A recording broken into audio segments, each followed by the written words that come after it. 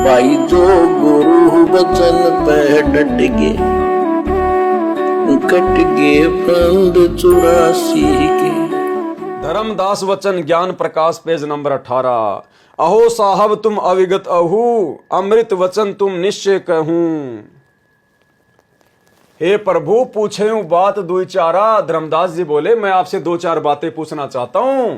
अब मैं परिचय भेद विचारी, सो तो हम नाही जाने स्वामी, तुम कहूं प्रभु अंतर्यामी। सतगुरु वचन। अहो धर्मदास तुम भलिए भाखो, कहो सोजो प्रतीति तुम राखो। अहो निगुरा की गुरु कीनु भाई, तोन बात मोही कहूं बुझाई। धर्मदास वचन। समर्थ गुरु हमने कीन्या, ये परचे गुरु मोई न दीन्या। धर्मदास जी कहते हैं अपने गुरु रूपदास जी के बारे में कि मैंने भी समर्थ गुरु धारण कर रखा है, लेकिन उन्होंने तो मुझे कभी भी ऐसा ज्ञान नहीं बताया। रूपदास बिठलेश्वर रही, तिनकर शिष्य सुनो हम अही। उन मोही ये भेद सुझावा, पूजऊं शालिग्राम मन भावा। उन्होंने मुझे केवल पत्थर पूजा के बारे में ही जानकारी दी, शालिग्राम की पूजा के बारे में। गया गोमती काशी परियागा, होई पुण्य सुध जन्म अनुरागा। उन्होंने बताया कि गोमती तीर्थ पे जाओ, काशी और प्रयाग में जाओ और वहां जाकर दान पुण्य करो, तुम्हारा जन्म सुधर जाएगा। लक्ष्मी नारायण शिला के दीन्या, विष्णु पंजर पुण्य गीता चीन्या। जगन्नाथ बलभद्र सहोदरा, पंचदेव और योगेंद्रा।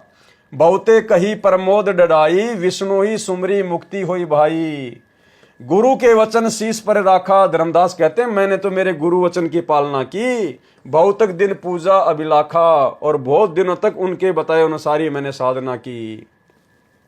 तुम्हारे भेष मिले प्रभु जब ते, तुम्हारे भेष में जब से मुझे परमात्मा मिले हैं और ये ज्ञान सुनाया है, तुम बाणी प्रिय लागी तब ते, तब से मुझे तुम्हारे वचन अधिक प्रिय लग रहे हैं, तुम्हारी बातें मुझे ज्यादा अच्छी लग रही है। वे गुरु तुम ही सतगुरु अहू। और धर्मदास जी क्या बोले कि जो रूपदास जी है ना, वो तो मेरे गुरु बने रहेंगे और आप मेरे सतगुरु बन जाओ। सार भेद मोई प्रभु कहू, और आप मुझे मुक्ति का मार्ग बताओ, सार भेद बताओ। तुमरा दास कहाऊं स्वामी। धर्मदास जी बोले अब मैं आपका दास कहाऊंगा, आपका भगत कहाऊंगा। यम ते छोड़ाऊं अंतर्यामी, मुझे काल के जाल से छुड़वाओ। उन्हों कर नाही निंद करावे, अस विश्वास मोरे मन आवे। वह गुरु सरगुण निर्गुण पसारा, तुम हो यम ते छुड़ावन हारा। सतगुरु वचन। परमात्मा क्या बोले जब धर्मदास जी अपने पहले वाले गुरु को छोड़ने को तैयार नहीं था कि भाई वो तो मेरा गुरु बना रहेगा और आप मेरे सतगुरु बन जाओ, तो जिंदा महात्मा रूप में परमात्मा क्या बोले, सुनो धर्मनी जो तव मन इच्छा, तो ही देऊ सार शब्द दीक्षा। दो नाव पर जो होय असवारा, गिरे दरिया में न उतरे पारा। कि धर्मदास अगर दो नावों की सवारी करेगा, उस पहले वाले भी गुरु को मानता रहेगा और मुझे भी सतगुरु बना लेगा, तो भाई गिरे दरिया में न उतरे पारा, तू भवसागर पार नहीं हो पाएगा। तुम अब निज भवन चली जाओ, तुम अपने घर को चले जाओ, गुरु परीक्षा जाई कराऊं। अब तुम रूपदास पे जाओ, अपना संसा दूर कराओ। भाई तुम रूपदास जी के पास ही चले जाओ, अपने पहले वाले गुरु के पास, और जो भी शंका तुम्हारे मन में है तुम उन्हीं से दूर करा लो। जो गुरु तुम्हें न कहे संदेशा, तब हम तुम्हें कहें देवे उपदेशा। अगर वो तुम्हारी शंकाओं का समाधान नहीं कर पाता है, तब तू मेरे पास में आ जाना, फिर मैं तुझे उपदेश दूंगा और उस गुरु को तूने परमानेंट छोड़ना पड़ेगा। धर्मदास वचन ज्ञान प्रकाश पेज नंबर 19। हे साहब एक आज्ञा चाहो, दया करो कछु प्रसाद ले आओ।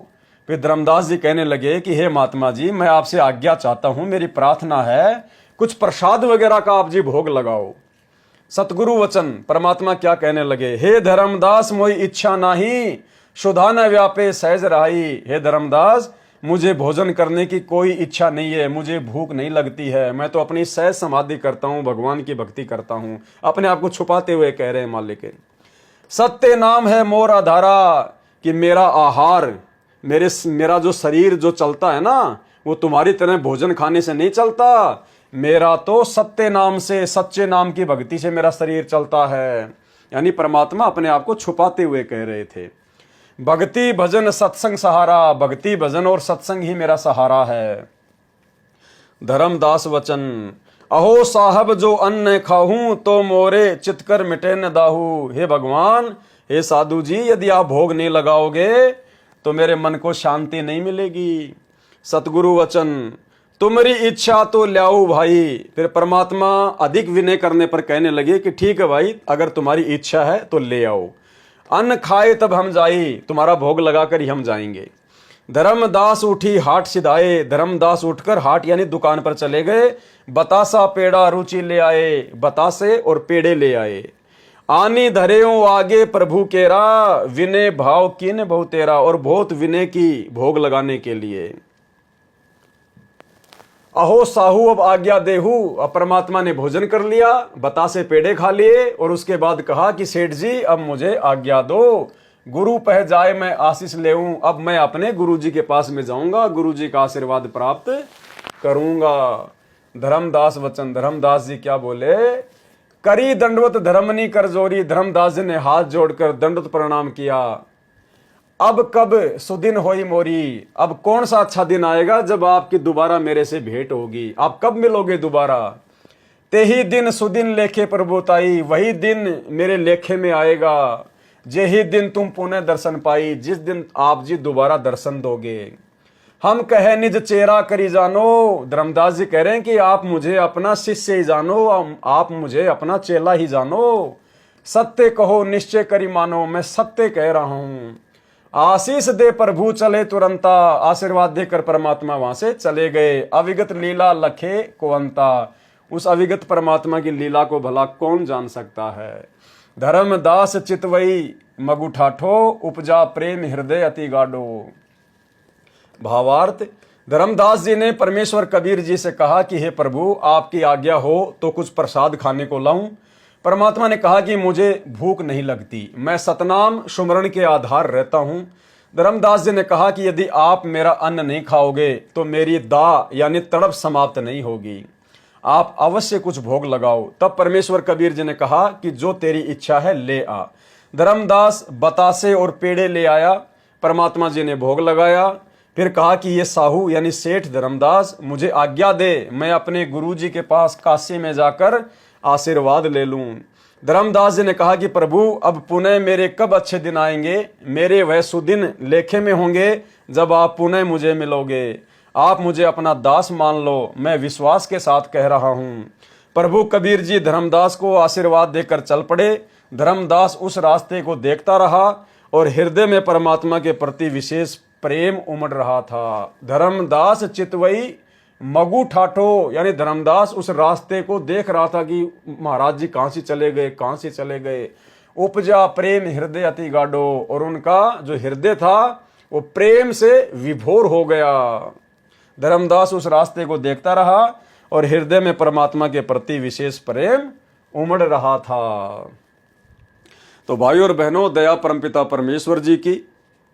देखो भाइयों और बहनों, जितनी बुद्धि परमात्मा ने दास को बख्शी है, आप सभी भाई बहनों के समक्ष लाइव आने के लिए, परमात्मा जी के कर कमलों से लिखित कबीर सागर के सरलार्थ के ऊपर वीडियो बनाने के लिए। देखो दास उतना ही बता पाएगा, उतना ही समझा पाएगा। और दास ये काम भाइयों और बहनों सौपन में भी मत सोचना कि कोई मान बढ़ाई के लिए, कोई पैसों के लिए, कोई लोभ लालच में या कोई पब्लिसिटी के लिए कर रहा है। नहीं भाइयों और बहनों, वर्तमान में हमारे पिता जिस अज्ञान और पाखंड को मिटाने के लिए सतलोक से चलकर इस गंदे लोक में आए हुए हैं, और यहाँ पिछले 30 वर्षों से परमात्मा जो अकल्पनीय संघर्ष कर रहे हैं, और उसी संघर्ष के तहत परमात्मा पिछले 10 साल से हिसार की छोटी जेल में बैठे हुए हैं। तो बाहर आज उन्होंने ज्ञान से आप और हमें समर्थ बना दिया है, ज्ञान से उन्होंने आप और हमें परिपक्व कर दिया है। तो भाइयों और बहनों, आप और हमारी भी जिम्मेदारी बनती है कि हम भी अपने परमेश्वर जी के ज्ञान को जितना हो सके, जितना हमें समझ में आया है, हम दूसरे भगत भाई बहनों तक इस ज्ञान को पहुंचाएं। देखो हमारे भाव गलत नहीं होने चाहिए। हो सकता है हमें बहुत सारी वाणियों के अर्थ का नहीं पता है, क्योंकि हम जीव हैं। जितनी बुद्धि परमात्मा खोलेगा हम केवल उतना ही अनुवाद कर सकते हैं, उतना ही समझ सकते हैं, उतना ही हम समझा सकते हैं, क्योंकि हम जीव हैं। हमारी लिमिट है, हमारी क्षमता है। जीव कभी भी ज्ञानी नहीं हो सकता। पूर्ण ज्ञानी की तो बात ही अलग है।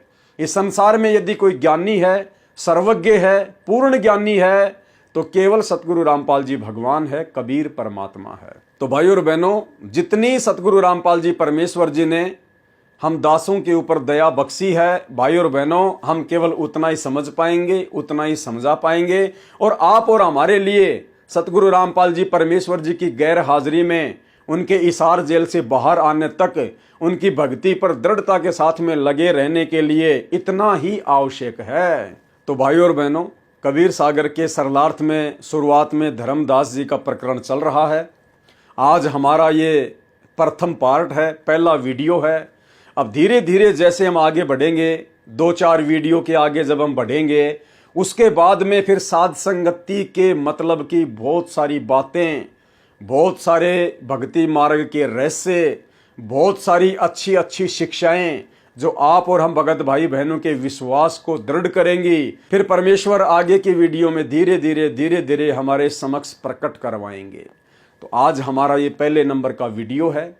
परमेश्वर ने बहुत अच्छी दया बख्शी है। सतगुरु रामपाल जी परमेश्वर जी के कर कमल से लिखित होने के कारण इसको पढ़ने मात्र से भी हम लोग पुण्य के भागी बनते हैं।